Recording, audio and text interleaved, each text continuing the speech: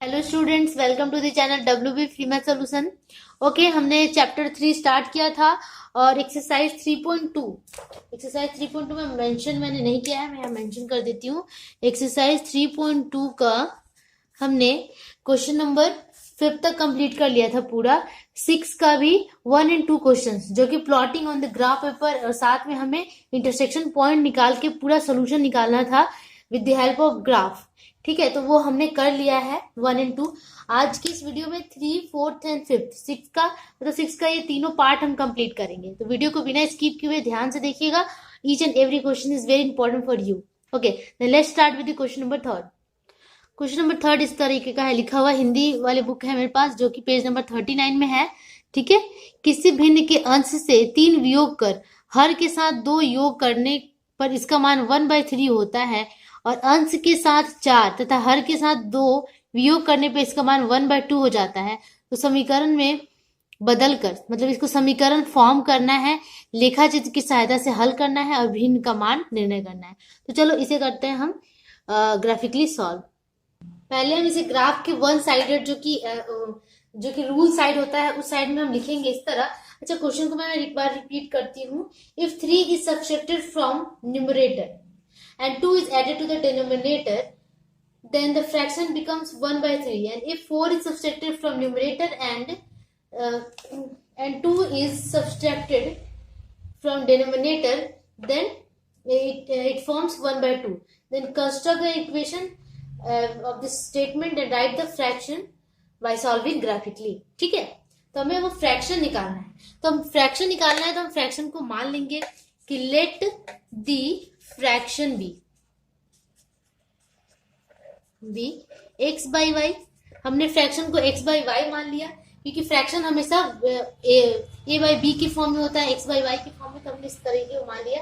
अब according to problem क्या कह रहा है कि अगर हम ऊपर अंश के साथ 3 माइनस कर देते हैं, ठीक है, न्यूमरेटर के साथ क्या है 3 सब्स्टिट्यूट फ्रॉम न्यूमरेटर के साथ अगर हमने 3 माइनस कर दिया और डिनोमिनेटर के साथ हमने क्या किया 2 ऐड कर दिया, तो हमारा फ्रैक्शन कितना हो जाता है 1/3 के बराबर। ठीक है, यहाँ पे समीकरण लिख दिया। अब हम इसे क्रॉस मल्टीप्लाई करेंगे। ठीक है, तो क्रॉस मल्टीप्लाई करते हैं, ये ज्यादा इजी है, y के साथ कुछ भी मल्टीप्लाई नहीं है, तो इसे पहले करते हैं। y + 2 = 3 से इसका हो जाएगा 3x - 9। ठीक है, दैट इज y = क्या हो जाएगा, y = ये 2 उधर जाएगा तो -2 हो जाएगा। 9 - 2 -9 - 2 कितना हो जाता है -11, 3x - 11। ठीक है, इस तरह हमारा ये इक्वेशन नंबर 1 आ गया। ठीक है, अब दूसरे इक्वेशन में अकॉर्डिंग टू प्रॉब्लम दूसरा कंडीशन क्या दिया हुआ है सेकंड कंडीशन में कि if 4 is subtracted from the denominator x है, उसमें 4 सब्सट्रैक्ट कर देते हैं, and 2 is also subtracted from numerator में 4 सब्सट्रैक्ट करने के लिए कह रहा है, मतलब अंश के साथ 4 माइनस करना है और हर के साथ 2 माइनस करना है। 2 is subtracted from the denominator, then the fraction becomes 1/2। Fraction 1/2 हो जाता है, तो इसे भी हम क्या करेंगे क्रॉस मल्टीप्लाई कर देंगे। ठीक है, तो y वाला मैं पहले करती हूँ क्योंकि y से 1 को मल्टीप्लाई करना है, तो ये इजी पड़ेगा। y - 2 = कितना हो जाएगा 2x - 8। दैट इज y = क्या हो जाएगा 2x - 8 + 2 है ना, ये 2 जाकर वहां प्लस हो जाएगा। दैट इज कितना आ गया 2x - 8 - 2 कितना हो जाता है 8 - 2 6। तो y = क्या हो जाता है 2x - 6। ये हो गया सेकंड नंबर इक्वेशन। अब इन दोनों इक्वेशंस को क्या करेंगे कि हमें कोऑर्डिनेट निकालना है। ठीक है, तो उसको निकालने के लिए जैसे कि रेक्टेंगुलर बॉक्स ड्रॉ करना होता है, ड्रॉ करते हैं। दोनों के लिए अलग अलग 2 यहाँ पे इक्वेशंस है, तो दोनों को सॉल्व करने के लिए, और जो ये पॉइंट्स मिलेगा इससे ही हमें ग्राफ पेपर पे प्लॉट करना है। 4 डब्बे यहाँ पे बनाना है रोज एंड कॉलम के साथ x एंड y। अब हमने यहाँ पे y को लिया है तो हमें x का वैल्यू पहले पुट करना होगा। ठीक है, तो x का वैल्यू हम क्या पुट करें। ठीक है, x का वैल्यू हम अगर 1 पुट करते हैं, यहाँ पे 1 x का वैल्यू अगर हम 1 पुट करते हैं तो 3 × 1 3 होता है। 11 - 3 कितना हो गया 11 - 3 हो गया 8, बट 11 बड़ा है तो आंसर कितना आएगा -8। तो y का वैल्यू कितना हो गया -8। मैं यहाँ पे रफली करके दिखा देती हूँ। 3 × 1 - 11 दैट इज -11 +3 है, तो इसे माइनस करेंगे तो -8 आएगा। ठीक है, इस तरह। ओके, अब नेक्स्ट हम क्या पुट करते हैं, x का वैल्यू अपने मन से हम पुट कर सकते हैं। यहाँ पे 2 पुट कर देते हैं। 2 पुट कर दिया हमने, तो 3 2 6, 11 - 6 कितना होता है, -5, तो -5 हमने यहाँ पे पुट कर दिया। उसके बाद हम ले लेते हैं 4, इसका वैल्यू कितना ले लेते हैं 4 x का, तो 4 3 12, 12 - 11 कितना होता है 1, तो आ गया 1।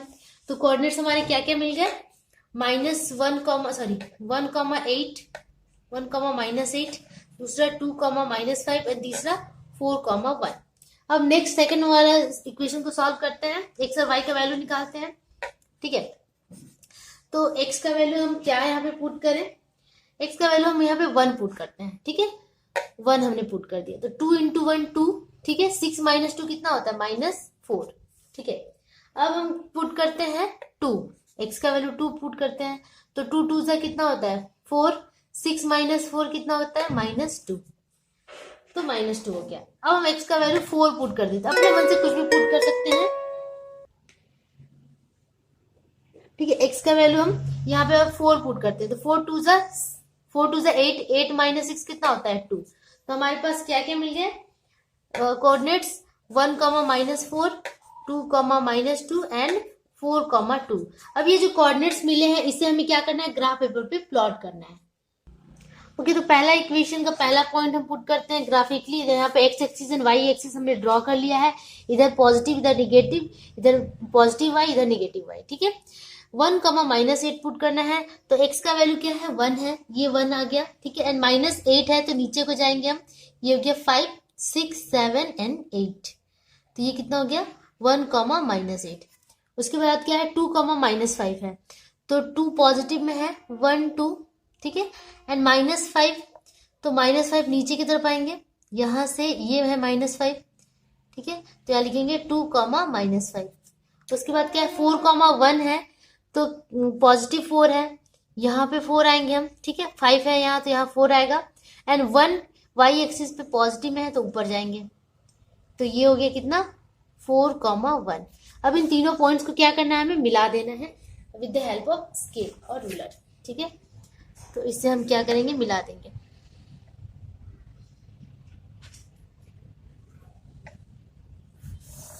ठीक है, तो ये हमने यहाँ पे हमारा इक्वेशन सॉल्व हो गया। अब नेक्स्ट क्या है, नेक्स्ट है ये।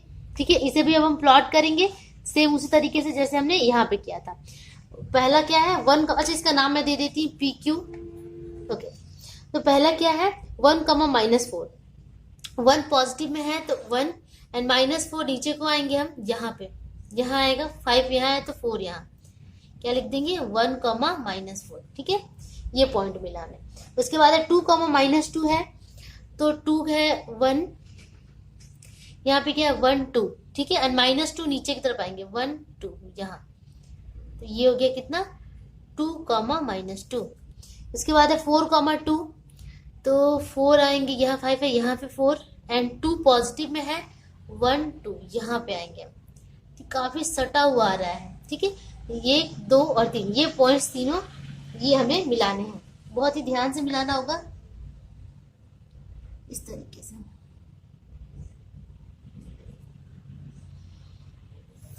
ये ऐसे हमने मिला लिया। ठीक है, अब ये जहां पे कट हो रहा है उसे हमें यहाँ से फाइंड करना होगा।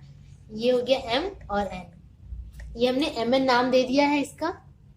ओके, तो ये जो कट पॉइंट है, इंटरसेक्शन है दोनों का, PQ और MN जो हमने माना था, उसका इंटरसेक्शन यहाँ पे मिल रहा है। अब ध्यान से देखो कि अगर यहाँ पे हम काउंट करते हैं, तो ये 1 2 3 4 5, इधर 5 जा रहा है, मतलब x एक्सिस पे 5 है, y एक्सिस पे कितना हो रहा है, ये 1 1 2 3 4, मतलब कि 5, 4 आ रहा है। x एक्सिस पे 5 डिस्टेंस है, y एक्सिस पे कितना है 4 है, तो यहाँ पे हम लिख देंगे 5, 4।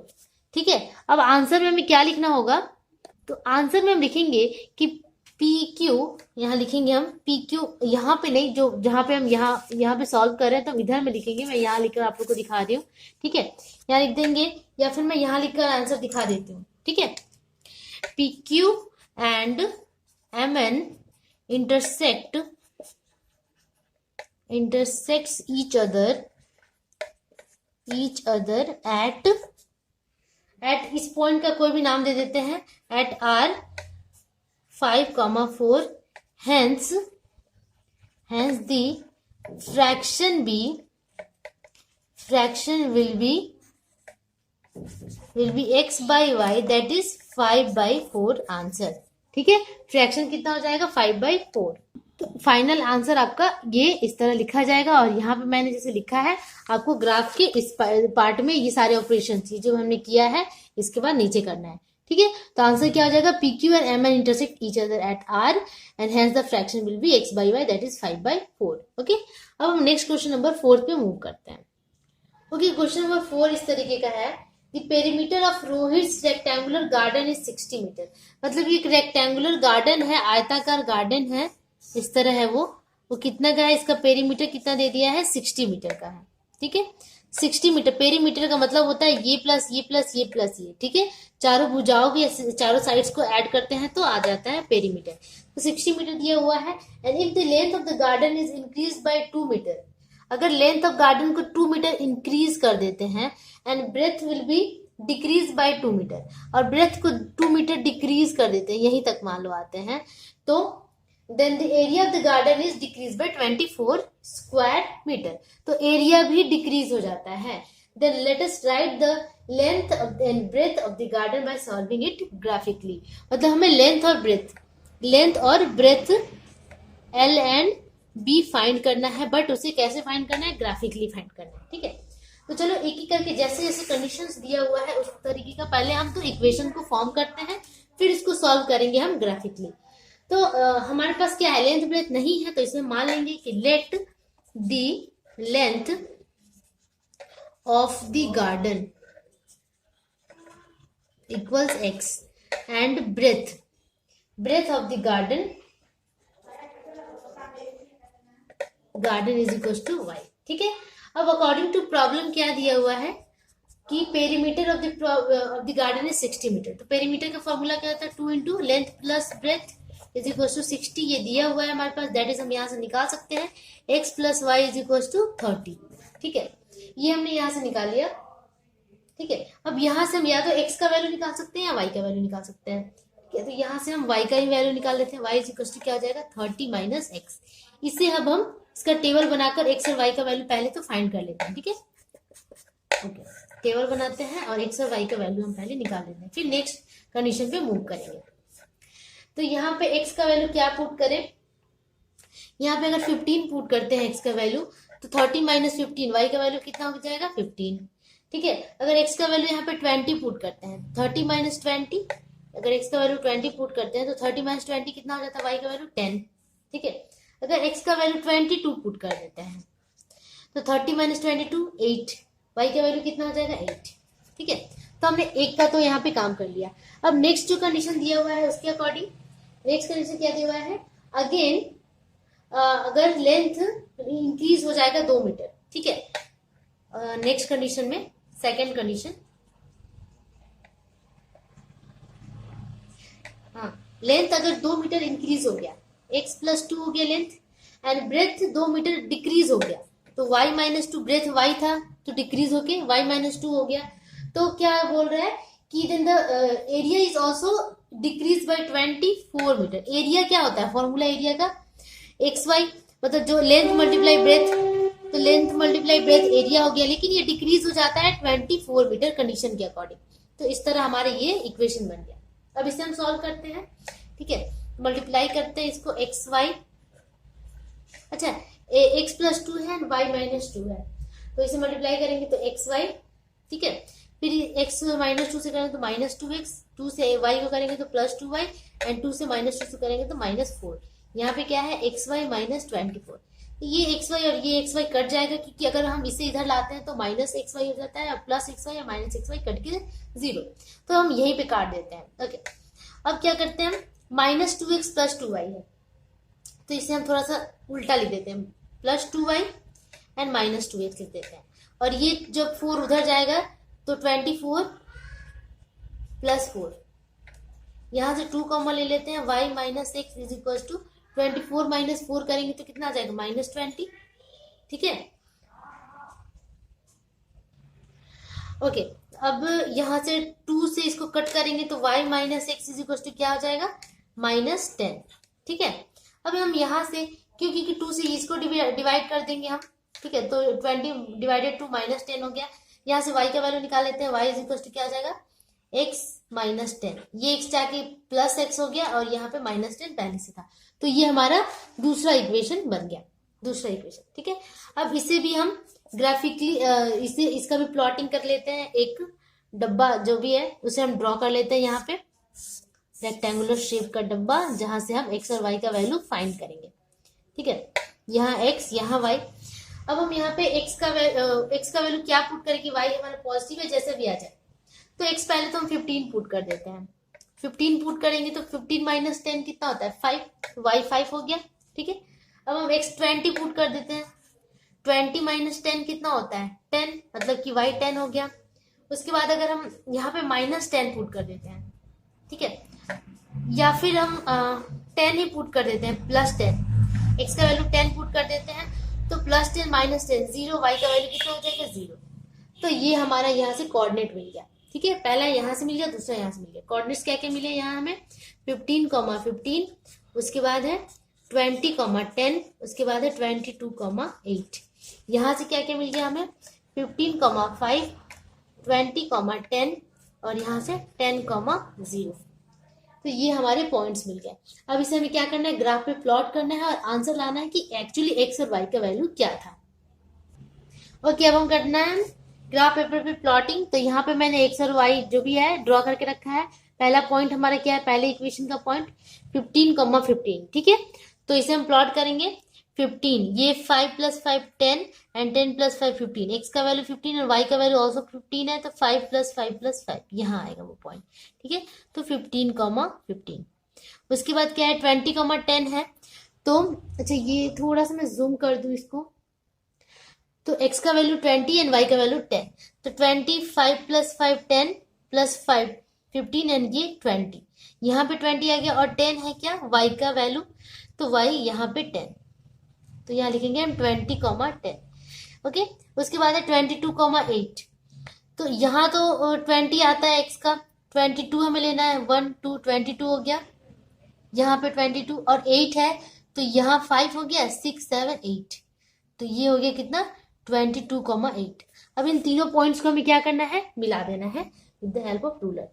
तो इसे हम मिला देंगे, यहाँ पे बहुत ही ध्यान से मिलाना होगा, इस तरीके का।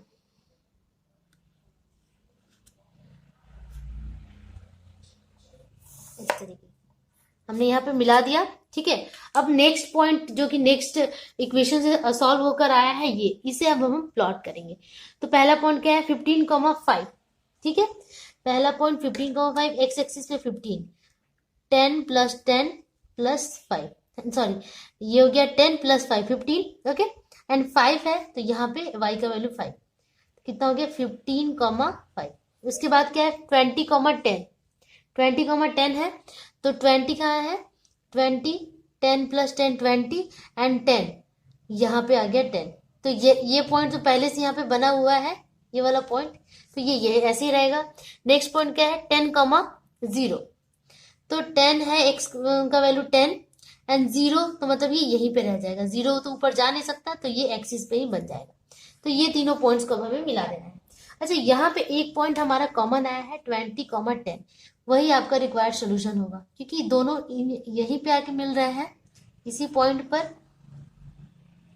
तो हमारा आंसर ऐसे ही हमें पता चल जा रहा है कि जो दोनों जो कट पॉइंट है वो 20, 10 पे आके मिल रहा है। इधर से भी 20, 10, यहाँ से भी 20, 10। ये मैं दिखा दूं, इस पॉइंट पे आकर मिल रहा है, तो यही हमारा रिक्वायर्ड सोल्यूशन हो गया।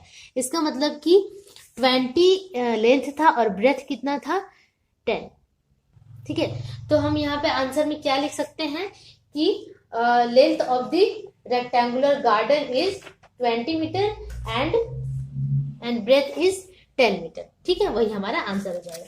तो मैं यहाँ पे लिख देती हूँ, क्योंकि हमने एक्स और वाई उसी को माना था, लेंथ और ब्रेथ को, तो यहाँ लिख देंगे कि L = 20 and B = sorry, x तो हमने लेंथ को माना था ना, x = 20 and y = 10 and length = 20 metre and breadth is equal to 10 metre answer.